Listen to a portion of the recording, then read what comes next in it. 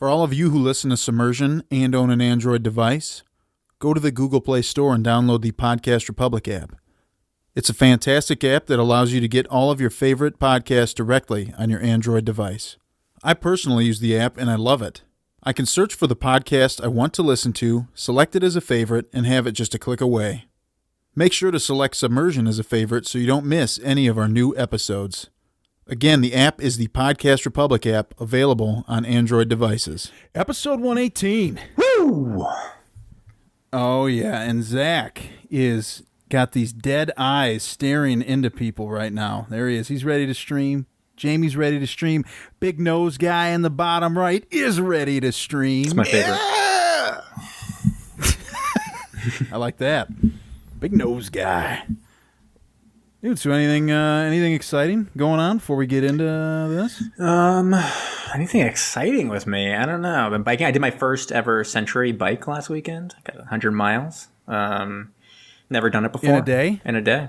100 miles. It was pretty exciting. It was a little emotional. I wept at the end. It was good. Did you stop at all? Did you take a break? Yeah. Yes. You're biking for 100 miles. Man. Yes. Obviously, I took a break. All right. How long does it take, though? 6 hours. 6 Wow. hours of biking. And I was very tired, I would say. I was pretty tired. And then I slept a whole bunch. So it was an exciting day. All right. This is going to sound weird, but you got to have a pretty hard ass to bike for 100 miles, right? Well, I weird, Kyle. I think the technical term for it is a bubble butt. I got a big old bubble butt. I kind of got a bubble butt? Oh, yeah. It's just perched right on the seat. And so, never feel it. Amazing. If he's got the ass blaster, though, he won't have to sit. Jamie just looked disappointed in you when you said that. I'm not sure I understand. I'm sure I've heard that really? Right. Yeah, you ever watch It's Always Sunny? A little bit, but not not crazy amount. Come on. I pick up on the Seinfeld references, not so much on the Always Sunny references. What's the deal? With the ass blaster. Well, I guess that would be more Ass Man, right? That's a Seinfeld reference. The ass man. Right. That's a great one. My word. Got it. Wow. So Jamie biked 100 miles. Yes. Congratulations. Right. The tweet Thank is you out. for your service, Jamie. tweet about my Anybody else 100-mile do anything bike ride? fun? Might as well. I started work, but Started work. I'd rather just dive into this. Oh. Well, we know Oblige. Alex doesn't do anything, so... God damn straight. Dive. What began as an innocent conversation among friends would soon spiral out of control and later be referred to by future generations as the eighth wonder of the modern world. Mac East Studios takes you on the journey of your lifetime as your captains, the artist formerly known as Brom, Jamie the Ointment, Kyle El Capitan, and the Gruesome Twosome present Submersion. That never gets old. Never. Love No it. way, man. Can we do another Godzilla one at some point?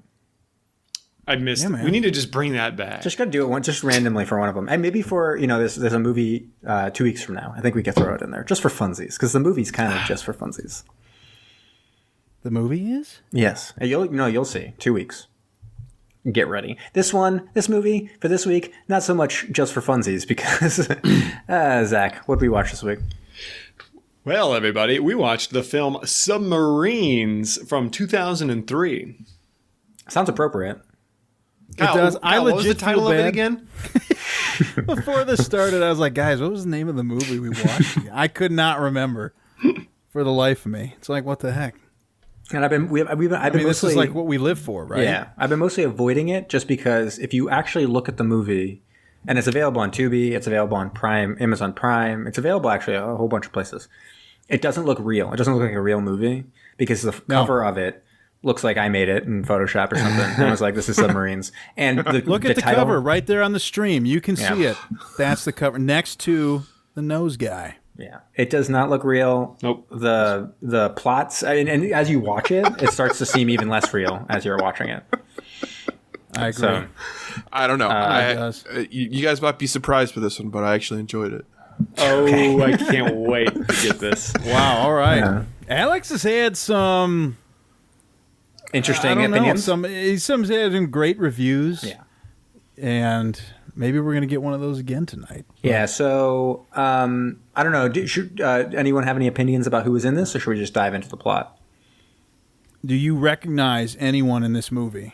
The only person is kind of like Robert Miano. Is that his name? Robert Miano? Yes. Miano. Yep. Like, I recognize him because he's a little bit of a character actor. Like clearly I'd seen him before, and he shows up in movies. But it's not like I'd point to a movie and be like, I know he was in that movie. Like I don't know, but I think he's a small character in a lot of major movies. Other than that, I do not. I mean, I did afterwards. I looked up, and the captain, who is, I guess, the main character, quote unquote, if you will. He, I guess, was in Pacific Blue. That was like his calling card. Like he was like Pacific Blue. Yeah, and so he was in like a lot of episodes of that. But I never watched Pacific Blue, so I didn't recognize him. But if you I did don't watch even Pacific think I've Blue, ever heard of it. So Mario Lopez, Pacific Blue. No, isn't it about like bike cops, beach bike cops? all right, Pacific Blue is about bike cops. Doesn't seem right. I think so. But whatever, man.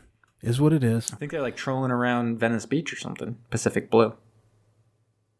Well, I get it. The blue, the uniform. Right. But yeah, no, that's the only person. Anyone else? Anyone else recognize anyone? No. I did not. Yeah. Although I guess We're losing Zach's interest. Yeah, Alex. Alex. I mean, Alex does have the big nose character, who is my favorite character. He was the best, but I did not. I obviously did not recognize him from anything. How could I mean? This is an unforgettable face. If I see him in anything else, I will know that I've seen that guy. But and then looking at the credits, I know I'm going to be watching him in a movie in not too long. I know I'm going to be watching him one. Is it one of the movies that you've selected for Jamie's Good Movie Month? No, it's for the Hall of Fame of BadMovieTwins.com. That's BadMovieTwins.com. Wow. One of the Hall of Fame films. I didn't realize I had seen him in, but he's a very minor character in it. Well, that's quite exciting. Anyways, shall we get into this? Let's do it. I'm going to start the timer, and I'm going to cut you down a little bit. We're going to keep this a little shorter. I'm going to shave 2 minutes off you here. All right. I think we can do it because we open on a submarine. I think so too. And we're having a jolly old time. They're cruising around. Clearly, for some reason, they're doing like a bunch of maneuvers and stuff with Russia, kind of joint maneuvers. And they're cruising around. The Captain Arlington, has no idea what's going on. He's just like laughing with his crew. He's like, guys, this is great. But the Russian sub, we flash over to them, and they're like going nuts. They're like, we're getting for them 600, 500, 200, 400. And for some reason, they're not moving. They just like keep on going directly for the U.S. submarine. Who can't? Yeah, they don't even try to change course at all. Yeah. Why would you, right? And then it's a classic game of chicken, right? But this is supposed to be joint maneuvers. And anyways, they head towards each other. And then at the last moment, the Russians are like, okay, we got to move. And they attempt to evade too late, and they end up colliding with the American sub. And the American sub takes kind of hull damage, some pretty serious hull damage, but nothing's like breached, and it's just major damage. The Russian sub is totally destroyed. And Arlington at that moment is, as we would call, disgraced. And so they're heading back. They start heading back to San Diego, I guess, or something like that, in order for his court-martial. And so, meanwhile, we jump over, and at this point, I'm like, this is amazing. We're going to have submarines for days. Meanwhile, we jump over to Chechnya. No longer on a submarine. We got a few Navy SEALs, and they're tracking some mines with a notorious terrorist whose name was Koba. Is that right?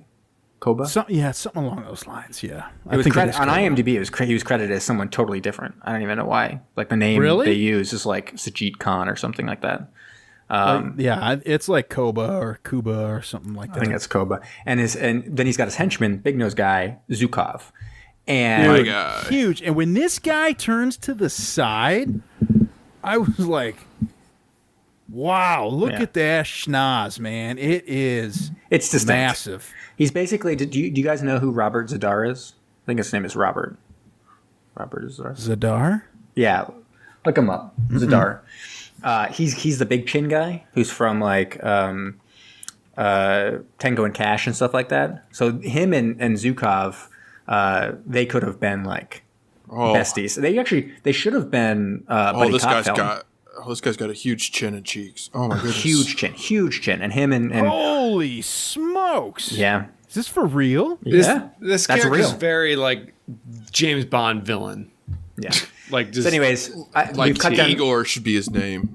Kyle's cut down my time, and yet we've talked about Zadar for a while and this big nose guy. Anyways, Who brought up Zadar? Who brought him up? I did we can because keep talking about this.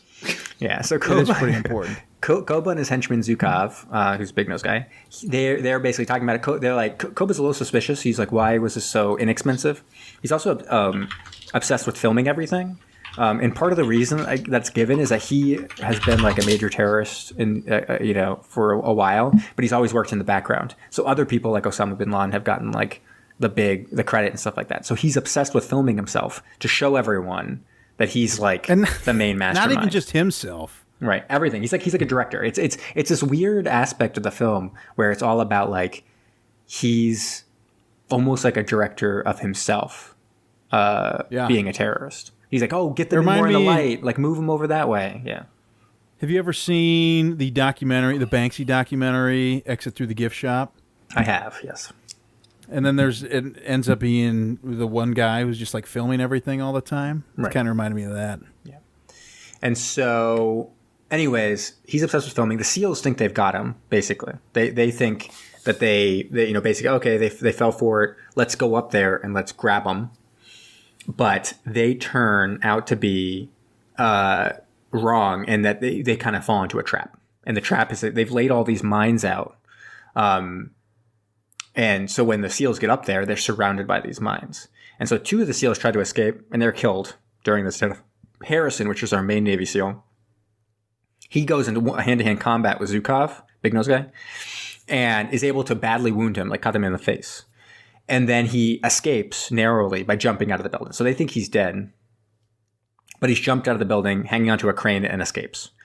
Now we go back to the submarine. Somehow Harrison is on this submarine. He's like, I just catching a ride back. So apparently he took his like little like special mini sub. Yeah, he had a mini sub. And it went I don't know where that went from. Exactly. He was in Chechnya, and then like a second later he's just like hanging on this submarine that is heading back to base after being whatever. It's totally crazy how all these people kind of end up in the same spot, presumably within like days of some of these things happening. And so anyways, they're back in the submarine. Captain Stoli's Grace. He's getting all kinds of nicknames. Captain Crunch, because he crunched up a submarine. You get it. We get some nice banter amongst the crew, who are terrible actors. Just some dire stuff going on here. We've got Heather Mitchell, who's a lieutenant, who's kind of taken over a little bit of the command because he's, because obviously the captain is a little bit, got a little shines taken off him at this point. So she kind of, he needs to get approval from her to do all kinds of stuff because the Navy wants the state-of-the-art submarine to come back no more damaged. So she's kind of like taking care of that business. Yeah, how did she get on here too, right? Because she seemed like she was from HQ and like, all right. Something like that, yeah. Yeah, it was just a really weird dynamic. And also here, now the crew is taken to making fun of the captain. There's a little bit of dissent. He's now being referred to as none other than Captain Crunch. Captain Crunch. Yeah. And so the XO is pissed at him. She's pissed at him. And he's just like feeling bad for himself. Meanwhile, Koba and Zukov, they take over a submarine. And it's a special submarine. It's not just any attack submarine. It's a Akuta-class attack submarine, but it's got special capabilities. It is stealth. It's got some like back torpedoes or something like that. And most importantly, it's got some cruise missiles. And its code name is Inferno. And that's a heck of a name for a sub. Right. Yeah. And it's like this. They kind of know about it, and basically Manta catches wind of it because for whatever reason the Inferno goes out to destroy a number of tankers in the Gulf of Alaska. It's like the first thing they do is they go out and sink a bunch of tankers, and it's kind of relayed back to everyone, including the Manta, even though they're heading away, that, hey, it seems like this must have been done by the Inferno, which has been taken over by terrorists. And so everyone's up in the Gulf of Alaska looking for it in the Navy. And so I think it's part of the plan is supposed to be like they destroy these tankers to distract everyone, go stealth, and then head south for the real plan. So they make it seem like it's just like a regular terrorist attack. But in reality, they have this like grander plan. But unbeknownst to them, they kind of heading near Manta. And so the captain is having the sonar tech kind of check the sonar because he thinks, okay, the sonar must have been screwed up. There's no way I totally boned this thing up so badly unless the sonar equipment is totally junk. And so while he's like testing it, he catches wind of like this phantom signal, this really, really light signal. It seems like a Kula class, but super faint. And he's like, okay, this is it. This is the problem. The problem is that even though something we should hear really well, like in a Kula class submarine, we can't even hear it all. So, or barely hear it. So the sonar equipment's bad. And they go, one last test. We have to dive. And so they decide, okay, we're going to dive against the wishes of the lieutenant and against the wishes of the XO. The captain's like, dive this up because it's dangerous to do this with them all damaged and stuff. And they dive and they still can't really hear the Akula very well. So it kind of, I think it messes with their theory a little bit, or maybe it confirms it or whatever, or in their mind it confirms that or whatever. But they're like, oh, that's weird. And on the Akula, Zhukov's like girlfriend or whatever, he's got a girlfriend that he really likes. He's like the sonar tech. It's kind of a weird part of the story. It's like Zhukov and his GF like hashing things out. I mean, she just randomly showed up out of nowhere, right? I mean, right, yeah. And you think they were like official? Or was this just love on a sub? It's a very, very good question. I think they were probably official because, I mean, Zhukov seems to know his way around the sonar equipment, and she's like a sonar tech. My guess is this has been a long-term thing. They met in college or the Navy or whatever, and they've been together for a really long time. Well, I mean, I think you'd have to, right? To get past that nose, you got to be like, this has got to be love. Right. So I think they're like super in love, like extra in love. Probably going to get married once they get the $1 billion of ransom for not nuking a U.S. city, you know? So anyways. It was $1 billion in the last movie too, right? I think so. So anyways, Kuba and Zhukov, they freak out because when the sub dives, they're like, it sounds all weird because it's all damaged. They don't know it's damaged, but they're like, it sounds really weird. And he's like, the tubes are open. They're firing at us. And so they thought they were going to just like quietly sneak away. And instead they're like, okay, fire some goddamn fish right now at the Manta. And so they fire off and the Manta's like, oh, there's like torpedoes all of a sudden. We thought it was like a phantom like signal. And instead we got torpedoes heading our way. Like this is awful. And so they are able to they do countermeasures and able to just barely avoid stuff, but they get the torpedo room messed up. And the communication is completely knocked out. And we've even got accidents in the torpedo room. Oh my God, yeah. So first of all, we got a huge wrench scene. Major wrench scene. Oh, let's just lay it out here right now. She picks up that wrench, what's her name, Mitchell, and is doing Morse code with it. And I was like, I don't think I've ever seen a wrench as big as this moment, and I'm really into it. Yeah. But I think it has to boost the score. Yeah, I think what you're referring to is even the bigger part of it, which is, tell me about it. Well, a couple crew members get locked in the torpedo room. Right. And we have water pouring in. Yep. Classic. At one point, even a fire breaks out. Right. And what happens? They need to. They're being told you need to fire a torpedo because we need to go fire after one right now. Yeah. And there's an accident in the torpedo room, and a guy gets crushed by a torpedo. Straight up crushed. What's even crazier is they then lift this 600-pound torpedo off of the dude, and he's like spitting up, coughing up blood, and he's like firing off like zingers left and right after being crushed by this torpedo. Oh my God! Yeah, because one guy has a torpedo between his legs, and he's like, "We gotta move this it. torpedo," and they're like, "That looks like a big old dick," and I was there for it. I was into that joke. Yeah. Yeah, because literally, I mean, that's what that guy, he's dying, and he's like, hold on. He really is. His chest has been caved in. It's like I just gotta fire this last one off. Just 1 second before I go. Your nickname's Big Dick. Yeah. Yeah. That was a choking sound of his own blood, words? Right? That's what he was choking on, the sound of it. Okay. Yeah, Alex. Good Lord. And so anyways, they're like, we got to manually load this torpedo. I don't care what it takes. And the guy with a caved-in chest is able to help them lift the 600-pound torpedo into the firing tube. They fire it off. Physically impossible. That was actually under goofs on IMDb. Not possible they could have fired that torpedo, but who are we to complain about that? And it needed to happen. And the Inferno they are totally surprised by this. Because they were like, we totally owned that submarine. They can't possibly fire. Off comes a torpedo. They get their stealth knocked out because it kind of takes off this whole side of the submarine. And the reactor's badly damaged, so they're starting to go a little slower. They were pretty fast before. Now they're much slower. And in response, they launch some rear torpedoes. And Arlington has to dive. He has to dive the boat even further to avoid those torpedoes. And he's barely able to evade them. And at that point, it knocks out the entire front of the boat. All those people in the torpedo room, dead. Heroes. Even the guy who was just like, cracking jokes all the time. Hero. They're sinking fast. And we see probably one of those things that was just like bothering me, but they kept on talking about how deep they were. And they had literally a big sign telling them how deep they were. And the lines they were saying didn't match up with the thing that's on the wall. Oh my gosh. I was like, there's other stuff like that you can't do that. It was funny. It just kept on like bouncing up and down. They'd be like, we're at 1,500. And you look at the thing and it's like 1,250 or something. And you're like, what? Come on. Get the CGI in there. It's crazy. And also, like, what should be known here is all these subs during this battle, they always miss with the first torpedo. Mm-hmm. First torpedo always goes by. And the second one is a dead-on hit. I mean, these are direct hits on these submarines. And it doesn't take them out, yeah. No. I mean, I think I can't remember the name of it. It's not the Marlin. The Manta. The Manta.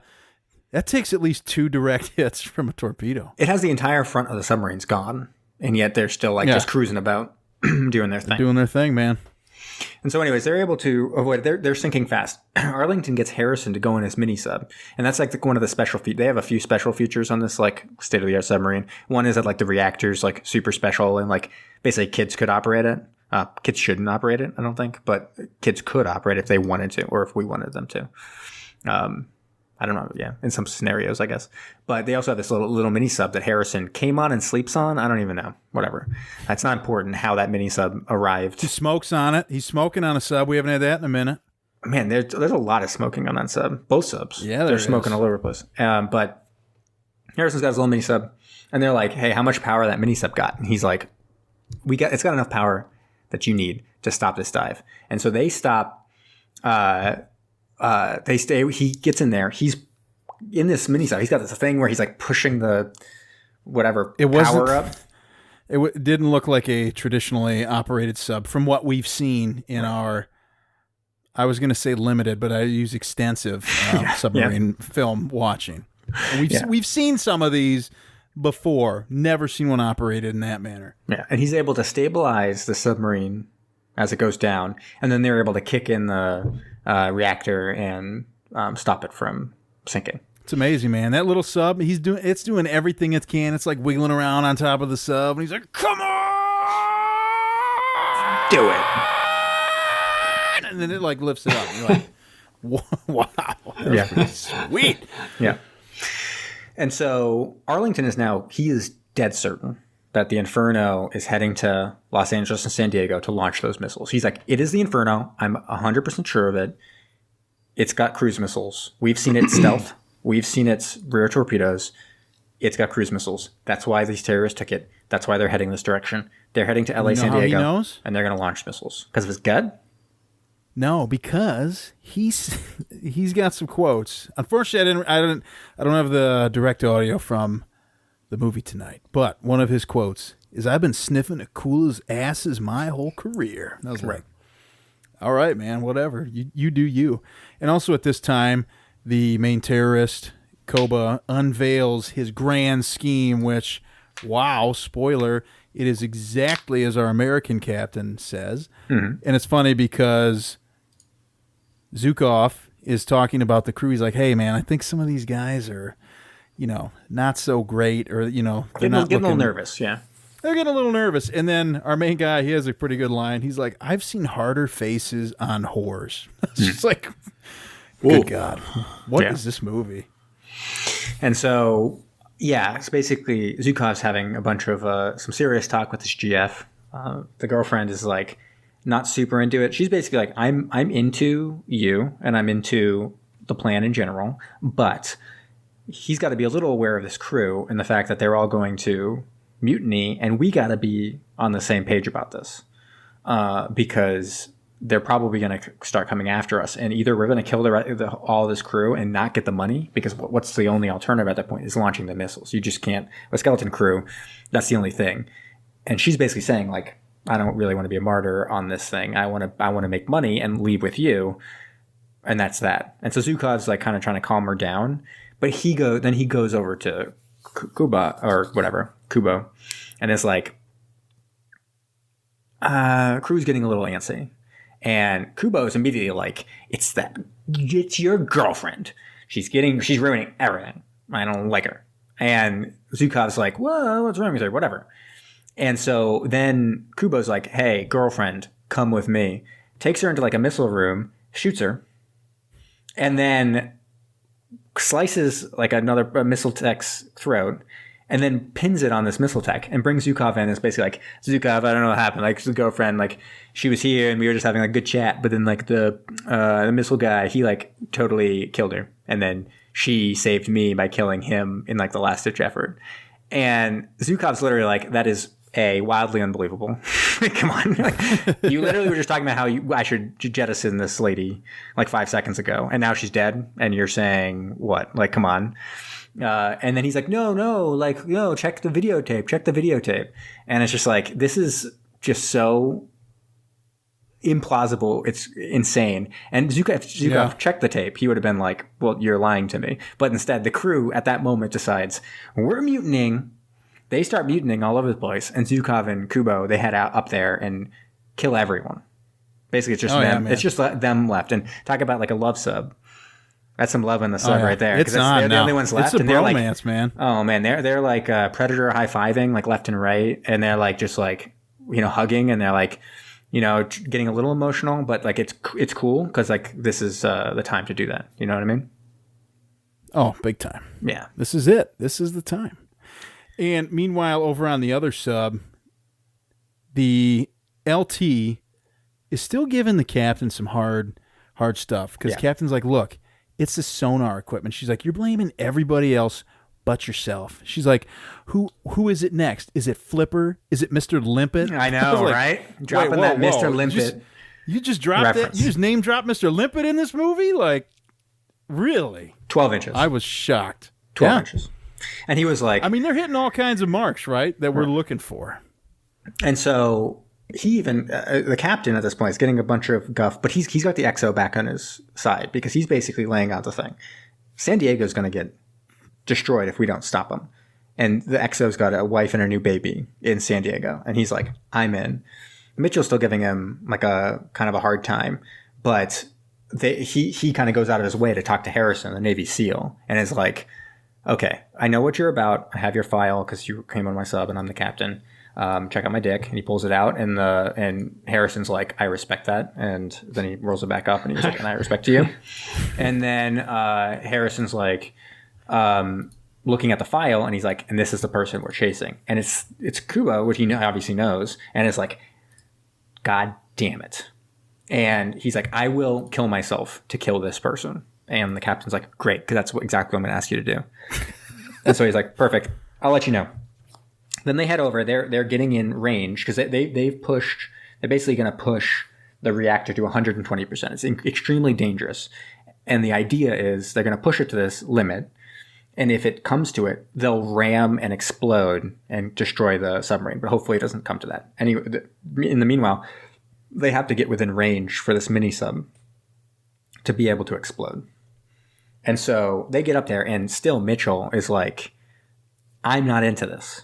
Like, you are doing this wrong. And he's like, I know this is the inferno. Get out of my face. And then they're able to, just at that moment, get the all the communication back up. And they get a thing that basically says, this is what we know about your submarine. and they list it off, and it's like cruise missiles. Here's all these things. And they basically ID for sure. It's Inferno. It has cruise missiles. They're heading to San Diego. Time to pull out all the stops. So even Mitchell's on board at this point. She's like, got it, into it. And so they send Harrison off.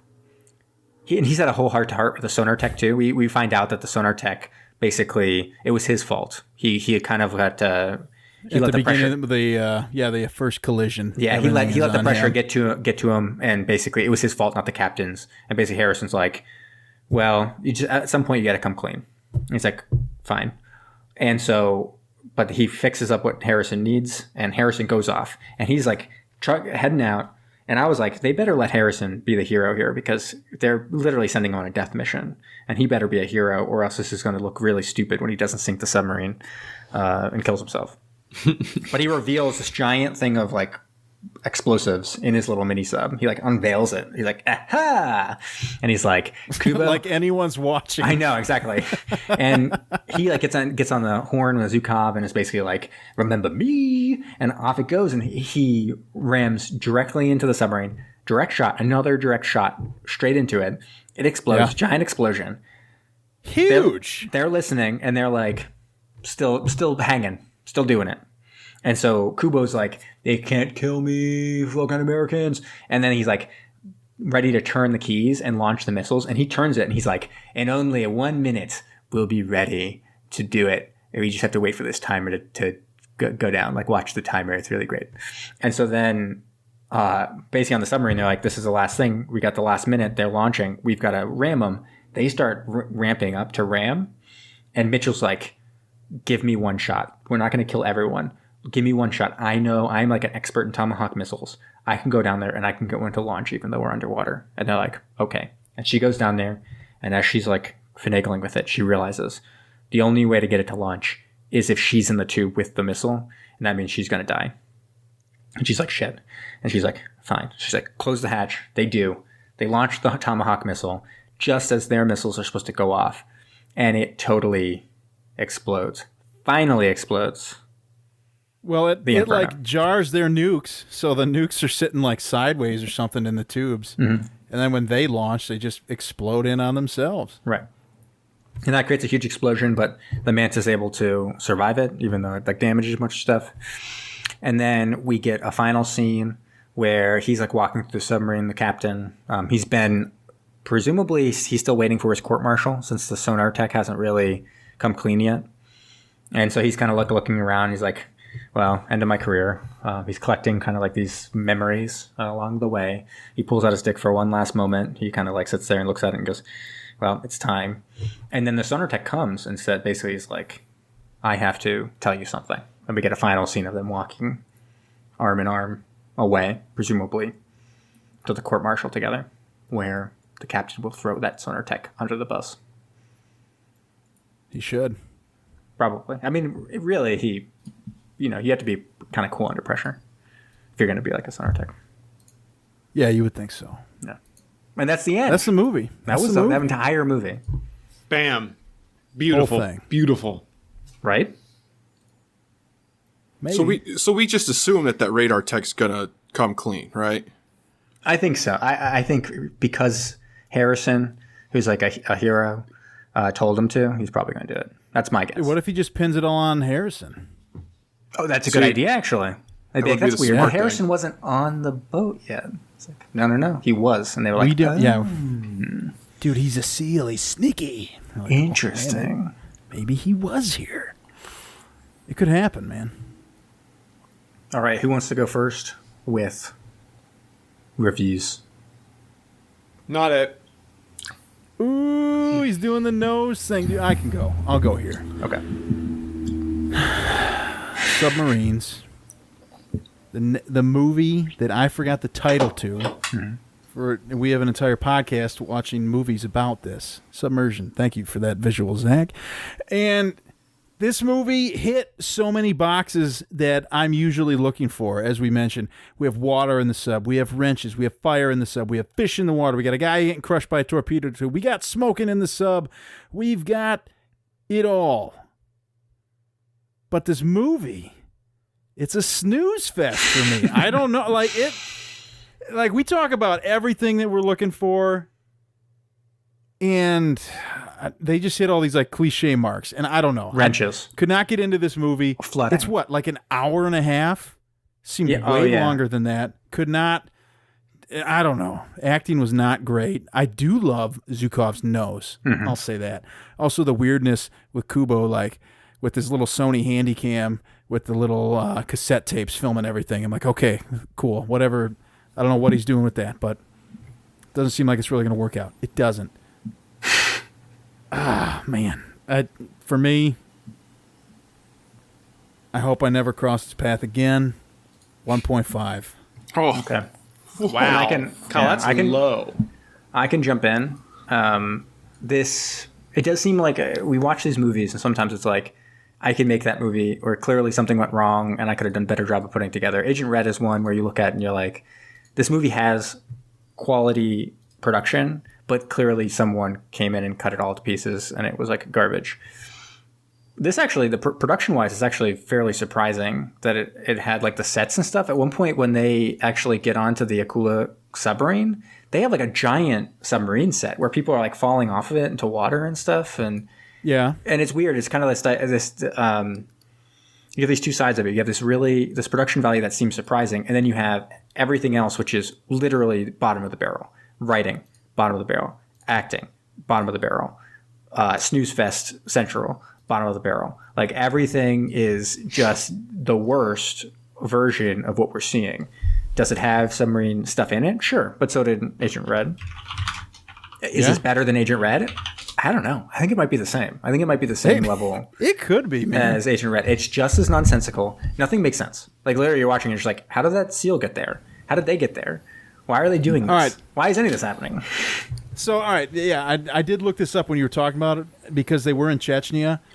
So I looked up where Chechnya is on a map. It's landlocked. Oh my gosh! Yeah, it's right between the Caspian Sea and the Black Sea, smack dab, like in the middle of like Europe and Asia there. Yeah. And then you're like, oh yeah, well they're over in Alaska. In the next scene. So how did that super fast mini sub get over there? I don't know. Did it go through the Black Sea and then somehow out through the Mediterranean? I don't know. Yeah, no, it would have to be in the Black Sea, Mediterranean, and then around, and like, none of it makes any sense. Anyways, the moral of the story is, you were coming in at 1.5. I sat there and I was debating between a 1.5 and a 1. That's where I was. That's where my head was at this point. Like, obviously, it's not a 0. Like, get out of here. It's not Stinger. It's better than that. But it really is. It makes you question who was putting it together, who was writing it, who was anything, and whether, I don't know if they ran out of stuff or they just had like, maybe they were shooting 2 different movies and they ended up having to combine it somehow. And it didn't make sense anymore, but they were like, doesn't matter. And I don't know. I just didn't enjoy it. Is it better than Agent Red? No, I give it a 1. It's the same as Agent Red. Same as Agent Red. Ooh, there you go. 1. Dude, one thing I did like, though, is towards the end, when they finally blew it up, you know, and they looked at their sonar to see if the sub was there. It was just literally an earlier shot from the movie when the torpedoes fired because there were active torpedoes on the sonar. And I was like, there's all kinds of stuff. It's a bunch of repeat stuff that don't make any sense. Yeah. And then also, Agent Red had breasts. I enjoyed that. I like putting glasses for that. None to be seen in this one. Second one, this one was like weirdly like misogynistic at times. Like the women were always like the bad guys in it. Weird jokes happening. Remember that joke where someone was like, "You're my great white hope," and the guy said like, "Good thing I'm white." I was like, "What? Why is that a joke that you just wrote?" Joke? I don't know. Why'd you write that into a movie? Yeah, that seems a crazy thing to say. And like, it's a really weird joke. Yeah, big dick joke with a black guy. I was like, not great. Not a great look that we're looking at here. But dude, it's somebody's dying breath, man. You're saying that I got to respect his last words, despite being vaguely, playing into stereotypes. Well, if you put it that way, maybe you don't have to respect it. But, I don't know. But anyways, that made it a point while he was dying to do that. I don't understand it, but you think it'd be like, dude, give this letter to my wife and kids. So you're like, you think that guy had a wife and kids? Get out of here. Probably not, yeah. No. All right. All right. I'll go. I actually did enjoy this movie for all the reasons why you guys were talking about it. I'm looking at IMDb right now, and the reviews are just tearing this movie apart. I'm not going to jump into Zach's section on this, but they're just tearing it apart. And I think it was a lot better than that. I loved seeing the submarine's durability. Who doesn't love that? I don't know any other subs that can take 2-3 missile hits and still keep going. That just true. Great engineering, it was amazing. I loved watching it. Zhukov was probably one of the best characters I have ever seen from a movie, like a sidekick bad guy. Like, why was he really there to begin with? I don't know. They didn't really do a very good job at the backstory, but we just know that this guy, he's got a hell of a nose, and he likes videotape and stuff, and I kind of like noses and videotape and stuff too, so I could see myself being a Zhukov, He's a little. You're kind of taking on his whole persona now. I really am, and he's a little dumb. So am I. So it works out perfectly fine. And you got that big scar in your eye, right?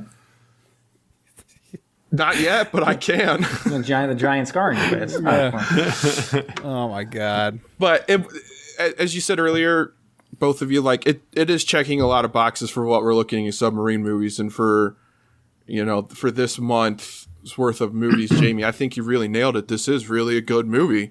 I'm gonna appropriate. The mini sub was cool. I loved how it had enough power to just steer and save the regular submarine like it was no big deal. Right.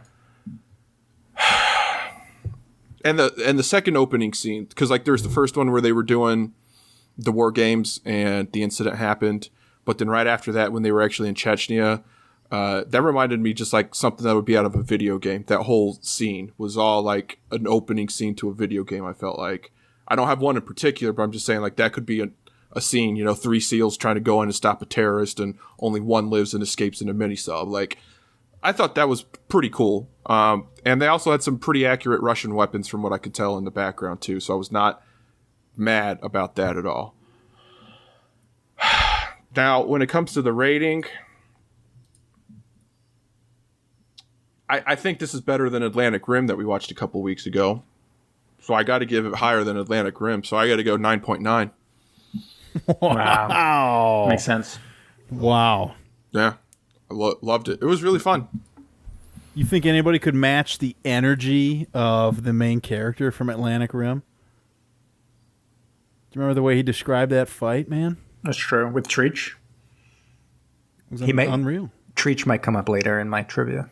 I was going to say, how do you remember that name? I'm confident enough to say that Ben would have also given this a 10, so I'm going to go ahead and give him a 10 on the rating. Yeah, write it down. Right, mark it down. There we go. Yeah. Put that one in pen. He loves this type of shit, doesn't he? Oh, for sure. All right, we got one guy left. All right, twosome. Let's hear it. Okay. Sit back. Relax. Pour yourself a nice warm glass of milk and listen to this. I must say I was going to give this movie probably a 2-ish, but Alex's dynamite review highlighting it was truly as if the peaks of the mountain were hiding in the clouds, and then the clouds moved away, and I'm like, oh, this movie is good. So much submarine action. Talented attempts at acting. And the fact that high schoolers made this is just amazing. And I'm just blown away by their effort.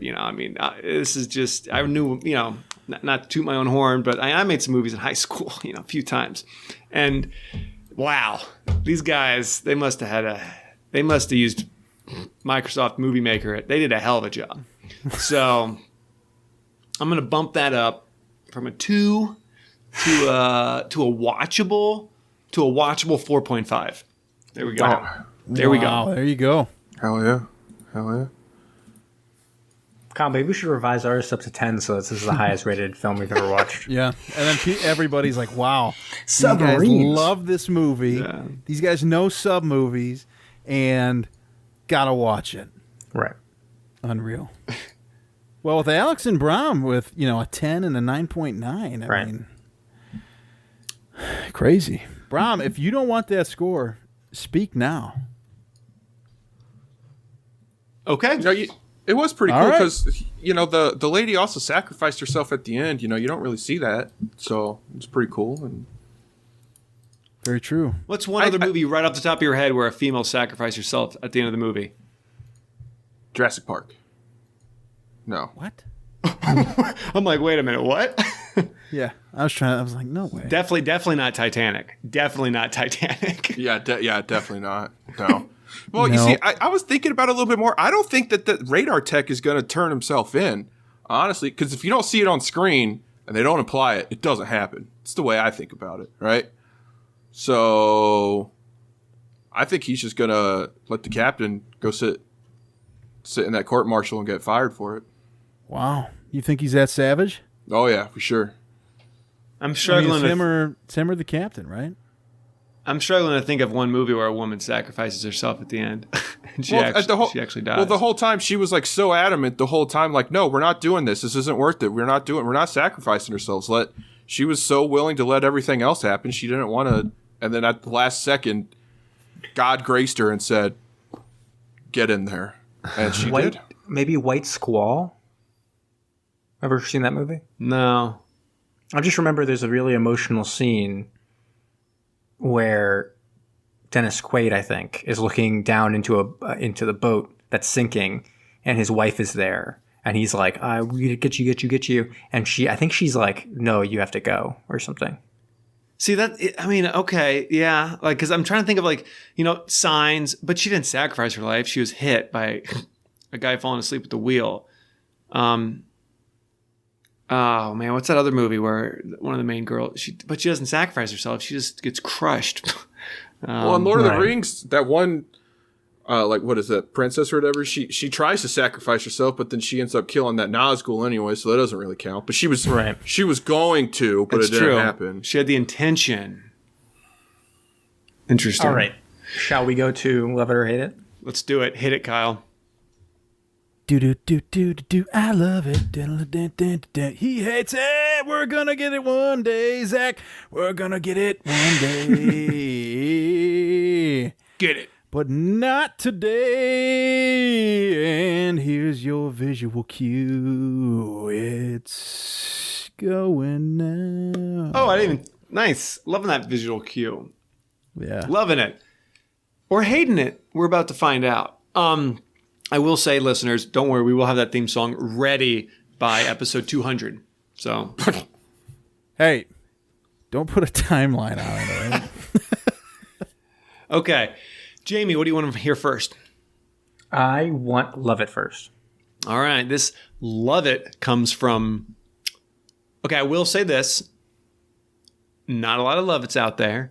Had to branch off to that one kind of obscure website, Amazon, again, to get a 5 out of 5. You do have one from Brom now, which you could use if you want. True. You know what? Brahms love it. Amazon had a 5 out of 5 star review from, I'll just say the first name, Heidi. This is reviewed in the United States on February 17th, 2003. Superb in every way. I am a Navy submariner's wife. This 1-hour program shows what it is really like and shows the life on board without all the PR baloney. Lots of great stuff that I and my family and friends had never seen or heard about. A dramatic story also. It had me in tears. I am proud of my husband and others like him. 5 out of 5. Dang.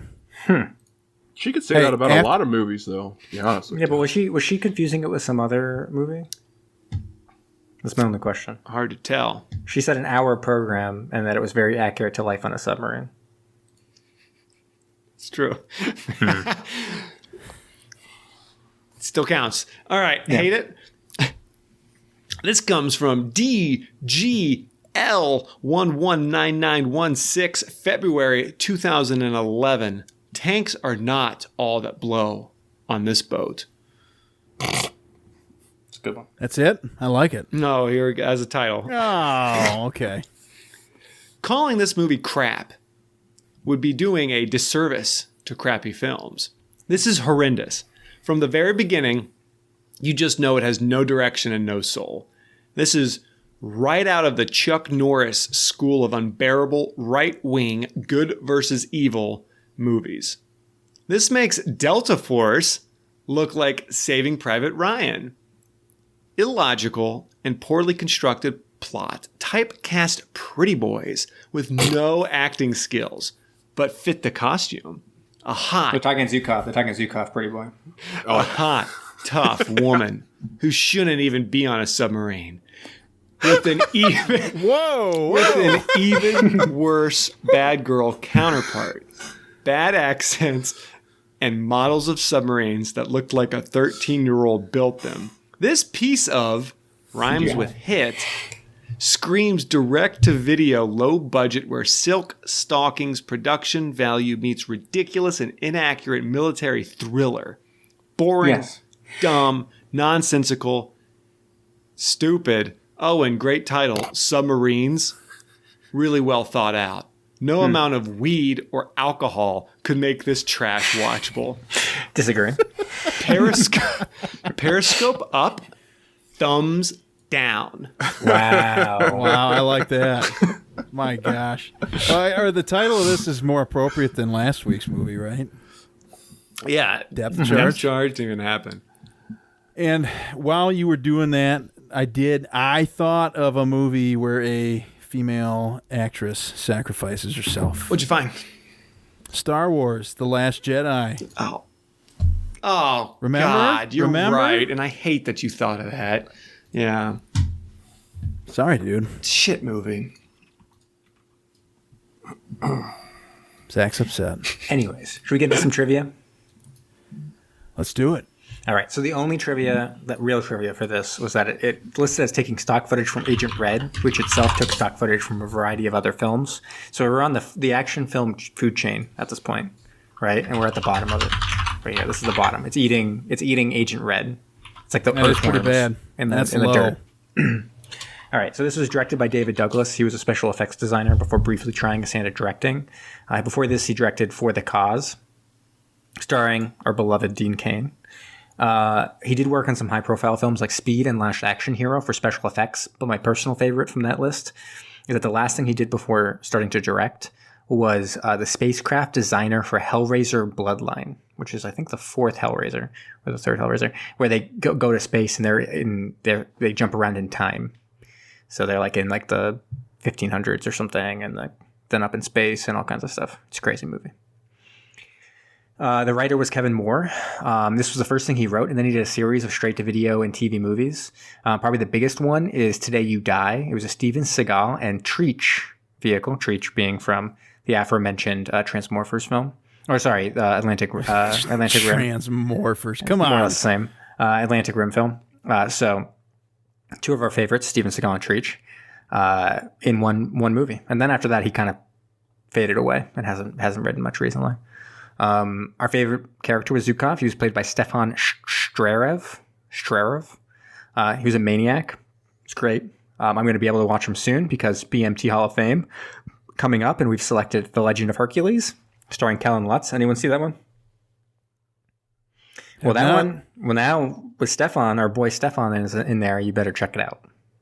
And then, as far as I can tell, this is not mentioned in the book Real Bad Arabs, which I brought up before. It's basically a book that details how Hollywood kind of uses Arabs as bad guys in very stereotypical ways, despite the fact that the main bad guys in this are referenced later to being Afghani, I think, and that being the angle for their terrorism. They talk about how they beat the Russians in Afghanistan. So it seems like they're Taliban of some sort or something. I don't know.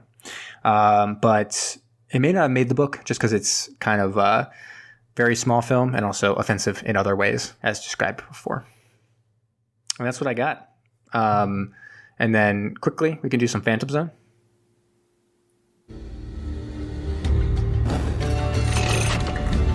Engage the Phantom. Phantoms engaged, sir. So technically Harrison was in G.I. Jane. I could jump to that with Jason Beghe, and then we'd be done. But I want to have a little fun, so I'm going to instead take Rufus Dorsey. He was a torpedo guy. And jump over to Alien Hunter, starring James Spader. It's one where they're in Antarctica and there's aliens. And it's in no way a knockoff of Alien versus Predator. And no joke, do you know who else is in there? Olympian Carl Lewis is in Alien Hunter.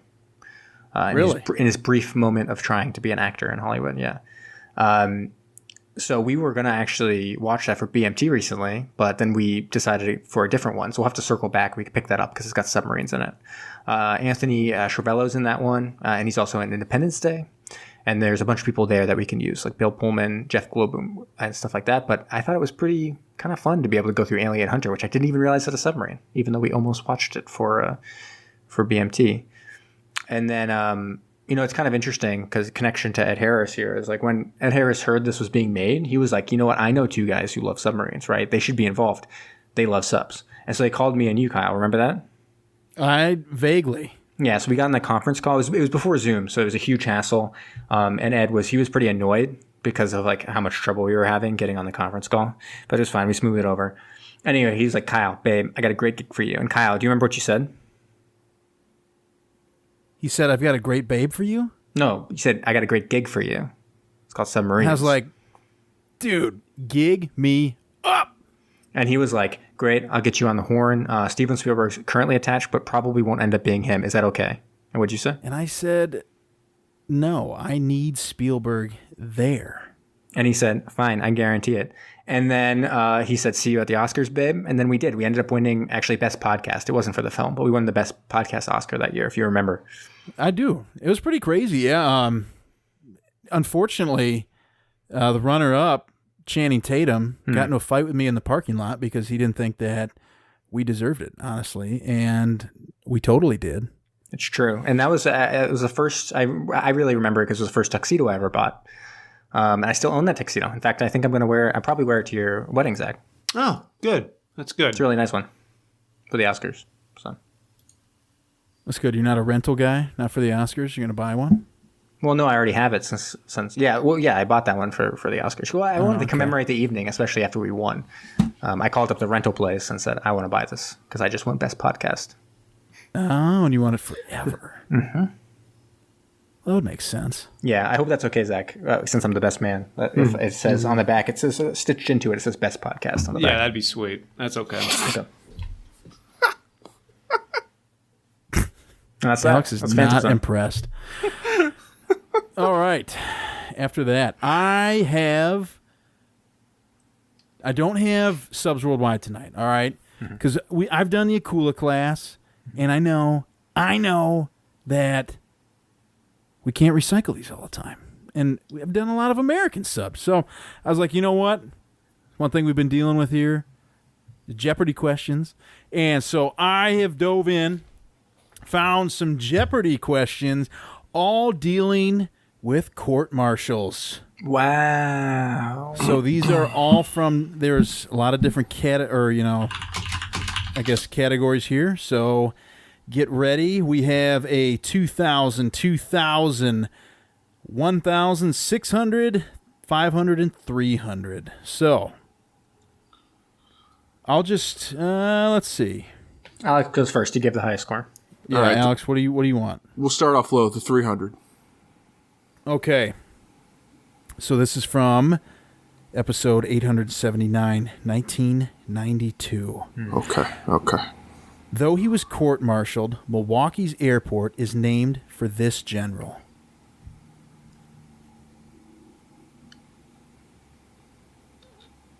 Dead air. Yeah.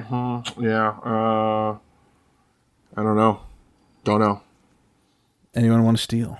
I would buzz in and give a joke answer, but I don't want to lose points. All right. No answers. The answer, Billy Mitchell. You would have known that. Oh, I know who would've Billy known Mitchell that. is, but he's the Pac-Man guy. I was going to say, I hear Billy Mitchell, I think of one person and one person only. Yeah. All right. Zach, Yeah. you're next. Surprised me. Okay, let's go for We'll give you the 500 here. We'll move it on up a notch.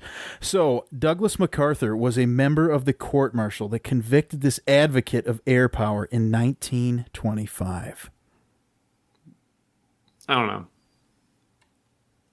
No idea? Wait, Anybody? can you repeat the question, please?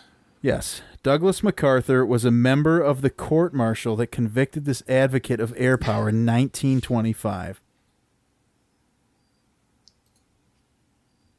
No idea. Any Again, clues? I would do a joke one. Nobody? Those points. This is someone we know. It's not the Wright brothers, right? Yeah, it is somebody you know. Maybe. I got nothing. Eisenhower. Yeah. If you pay attention. Who is it? Who is Billy Mitchell? What? Billy Mitchell. All right, Jamie. 2000. 2000? Yep. Okay. The Army aviator and air power advocate resigned from the service after his court-martial. From this service, the Air Force? From the service. Oh, Billy Mitchell? Who is Billy Mitchell? It is Billy Mitchell. Alex, you're next. All right. $2,000. You've got a 600, a 1,000, and a 2,000 left. 1,000. 1,000. Court-martialed for his insubordination. This World War II air power advocate was later awarded the Medal of Honor. Who is Billy Mitchell? Correct. Still in the lead. Still in the lead. 2000. All right. I steal. This is from 2017. The Milwaukee International Airport is Good named one. for this air power advocate who was later court-martialed. Billy Mitchell. Oh Jamie. my God, it's Billy Mitchell. It's Billy steal Mitchell. it. Okay, everybody, this one is up for grabs. Jamie. You gotta wait. It's gotta be red. Actually, we'll let a listener. No, we can't. There's a little bit of a delay on Twitch. We can't even allow that. Okay, at his 1925 court-martial, this advocate Jamie. of U.S. air power predicted Japanese air attack on Hawaii. Jamie. Okay, Jamie. Who is Billy Mitchell? Wrong. Who is Billy Idol? Idol, of course. Yes. Nobody talks to Billy that way. Billy Mitchell, again, coming in clutch. I thought this was kind of insane how many times That's a lot. Billy Mitchell was used. So you jump, we've got September of 1985, then you go to June of 1992, and apparently Billy Mitchell was popular in 92 because that's when that was a $300 question. The same question in 2017 is now a $2,000 question. Obviously, yeah, come on. And then he was used 2 times in 1992, actually, in June and November. I bet he got the medal. When did he get the Medal of Honor? Nope, that wasn't even the Medal of Honor one. It was Douglas MacArthur convicting him in the name of the airport. And then in 99 is when they did the Medal of Honor question. And then 2010 again. And then most recently in 2017. So when are we going to see Billy Mitchell again on Jeopardy, guys? It's going to be a while, I think. But, yeah, no, I think it tells you a little bit of the kind of World War II, the popularity of World War II trivia kind of stuff. Because I literally have never heard of Billy Mitchell. Well, now you'll never forget him. Yeah. I'm looking at pictures of him now. He's got Yeah? long, So luxurious it's okay. hair. Yeah, it's beautiful. The one Billy Mitchell does. Ah. So there's some Pac-Man guy, too. It's Billy You've Mitchell never seen guy. it, Kyle? Oh, No. my goodness. What? Oh, Jesus Christ. Pull him up. I'll look at this. It's like one of the best documentaries ever made. King Kong Fistful of Quarters. It's real good. Yeah, it's great. It's really good. I have not seen it. Holy smokes. That's Billy Mitchell there in the chat. But no, it's an amazing documentary. Yeah, it's He really, was just- really good. He was just in the news recently, too, because I think they reversed his previous charges of cheating or something like that. So he didn't cheat. He was able to prove his innocence. So Oh, my goodness. That's nuts. All right. Unreal. So that's all I've got. Do we got any news? Well, I didn't look anything up, but if you guys got something, go for it. I usually look at submarine film. It's been a little while since I've done this, but I usually just Google submarine film. The only sub news I have excellent podcasting. It comes from Subway, just because Coach Bill Belichick did a couple of Subway commercials. That's all I really got. So if you like football and you like subs and Subway, go check that out. I'm sure they're pretty good. Subway sounds amazing. Yes, it does. It always sounds good. No, it's so good. I never had dinner, so I'm like hungry. You didn't have dinner? Dude, it's like 10 o'clock. I mean, I'm not going to eat anything. I had a smoothie. Well, I was going to say, at this point, you're pretty much... Today was a like minimal day. Hunger strike because of work or something, or what? No. I just have minimal days sometimes. This is one of them. Just a smoothie. So, no, I do not have any submarine film news. All right, there we go. I guess the only thing we could say is that I think there's a new submarine in the new James Bond film, and that presumably will come to theaters at some point in the future. Okay. All right, can't wait. Looking forward to that. Yeah, buddy. All right, Zach. Is this it?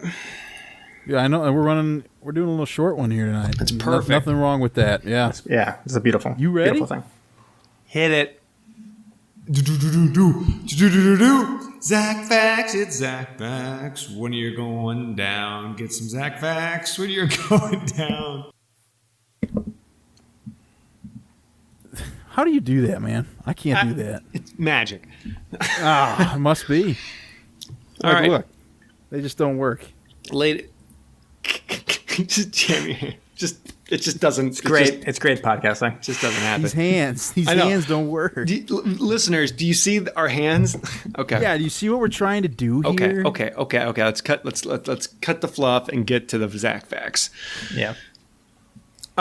We value consistency here at Submersion, and we have high expectations that all of our hosts are on every episode.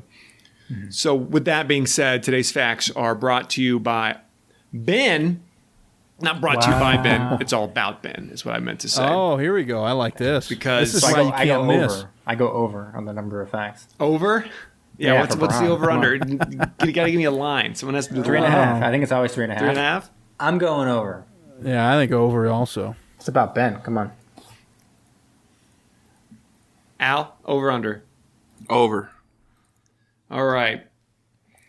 Because Ben is not here tonight, let's throw some Ben facts out for you. Fact number 1. Have you seen Ben win almost 50 games in Fall Guys? Psych. It's not actually him. Ben pays someone online to play his account while he sits on a stream. Man, Ben's got to come on this podcast and answer those charges. Mm-hmm. That's unreal. Is that what he's doing right now? I don't know. No. Could be. Fact number 2.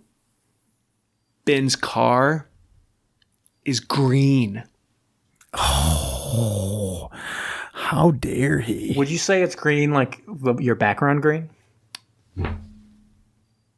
Yes. Okay. Good podcasting. Ben likes to drink soda. Oh, how can you do that, Brom? I'm picking up what you're putting down. If you look at him, what do you think his favorite soda would be? Vanilla Coke. You think vanilla Coke? It's Tahitian Treat or whatever it's called. What? Oh, the red stuff or whatever. It's the DP. Wait, like it's a DP. Dr. It's Pepper. good. It's good. All right, that's 3. I guess that's it. 3. Oh, All right. Not. Whoa. Okay. Zach facts are done. Not. Fact number 4. Ben has a Muppet Babies tattoo on his stomach. Which one? The Fozzie? So It's animal. Muppet Babies. So it's the baby version of Animal, or is it the adult version? But derived from the storyline, or I guess it's what do they call it? It's like the canon. It's the Muppet Babies canon, separate from the other Muppets canon. We'll have to ask Ben when he's back. Fact number 5. We're still going. Did you guys know Ben showed up to his first Magic the Gathering event with a straw basket, black top hat, and a stuffed rabbit?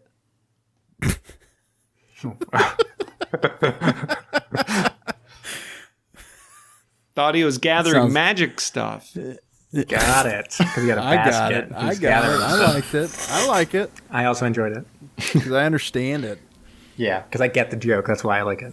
And the last fact of the night is fact number 6. And the real reason Ben isn't on this episode is because he couldn't stand hearing Jamie say badmovietwins.com again.